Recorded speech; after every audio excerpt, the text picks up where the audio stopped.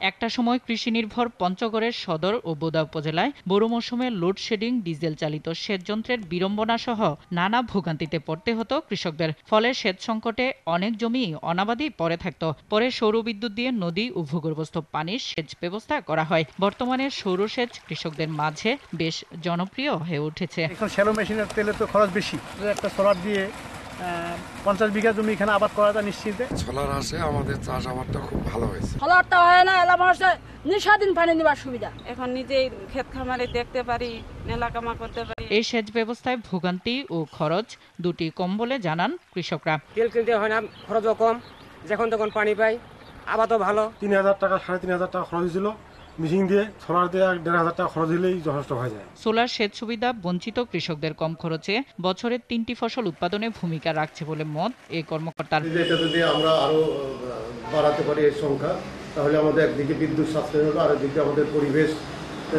সুরক্ষিত থাকবে এবং সাথে সাথে আমাদের কৃষকরা স্বল্প মূল্যে এই সেচ সুবিধাটা পাবে। সৌরসেচের জন্য প্রান্তিক কৃষকদের সহজ শর্তের ঋণের ব্যবস্থা করা গেলে খাদ্য নিরাপত্তা নিশ্চিত হবে, কমবে বিদ্যুতের চাহিদাও, এমনটাই মনে করছেন সংশ্লিষ্টরা। নাদিরা সুলতানা, RTV।